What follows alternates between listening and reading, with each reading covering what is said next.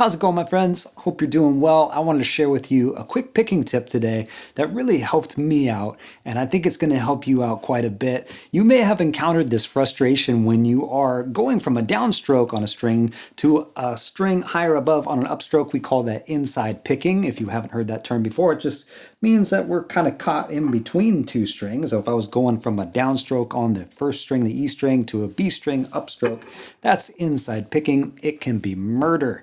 In any case, I think I first encountered this on an old Satriani song called Always With Me, Always With You. And there's a line right after the first statement of the melody where he climbs up and he does a kind of a fast part. It sounds like this.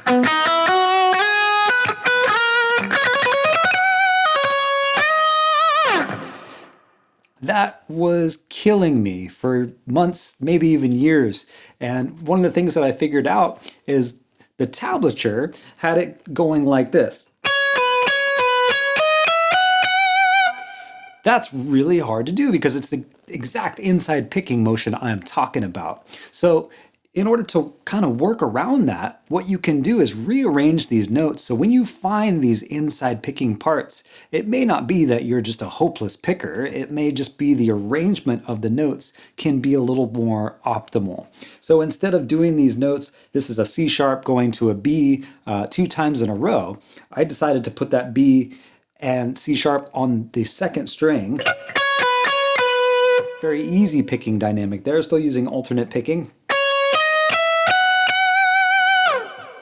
So my point is this, we don't want to totally avoid inside picking just because it's hard. In fact, we should definitely be trying to, work on those shortcomings, create an exercise to bring those up. Paul Gilbert had a great one that involves deliberately hitting that mechanic that is awkward. You could start with a downstroke on the high E string and go for an upstroke on the B string. I'll do it in the key of E Dorian today. So it would sound like this. And the idea there is I'm playing 6 notes to a click.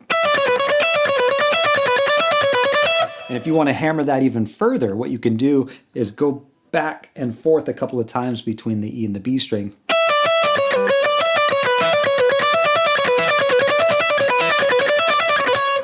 So you're really working that mechanic directly. And while that is developing, you don't have to stop playing these difficult lines altogether, but you can rearrange them. So I want to show you a fragment from an old classical song by the name of Raged Over a Lost Penny by Beethoven.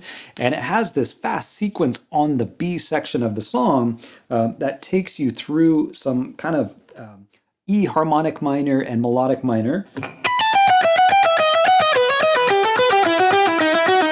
So there's more to the line, but I want to give you an opportunity to catch up on this one and see the difference in how I arrange this versus how some other people might arrange it and just feel like, oh my God, this is insane. I can't play this.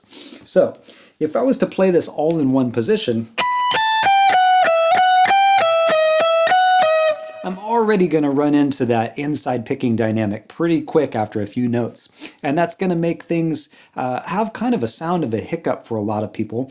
And one way we can smooth that over is to do some position shifts. So if you don't know what those are, a position shift is just shifting down the neck, much like a slide, but the slide is not audible. So here's an example in slow motion.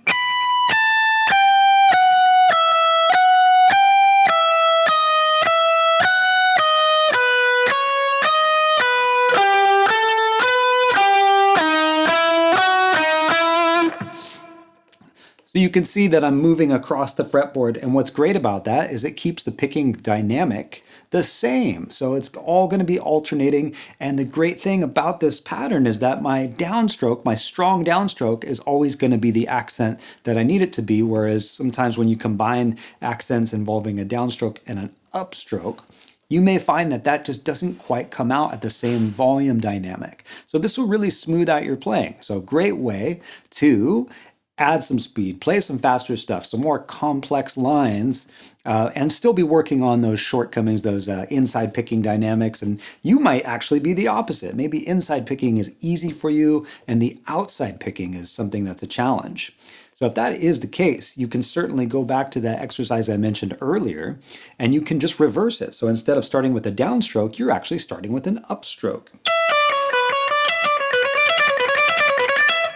And ideally, at some point or another, you'll notice that they'll start to catch up and it really won't matter so much anymore. You'll have a preference, one will feel just kind of the natural way, but they'll balance out over time if you spend some time with this stuff. So one more time, I want to take you through this line. It's just a cool line to practice. And actually, if you haven't heard this song, Rage Over Lost Penny, it's really cool.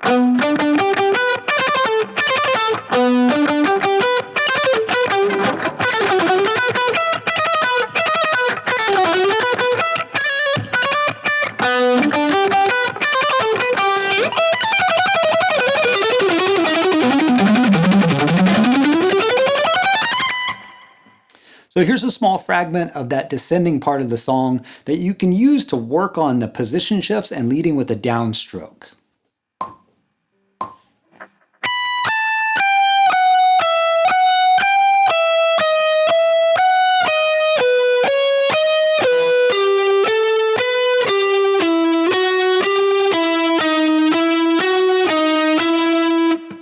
Hopefully this helps and you can see how just arranging the notes slightly differently sometimes so that we are accenting with a downstroke instead of an up can really speed up your playing and kind of eliminate those hiccups that might otherwise occur. Hopefully you find this helpful.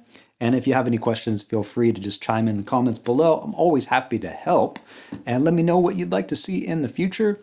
I'm always happy to dive into different subjects and see where things take me. So keep it up, keep playing, have some fun. I'll see you next week.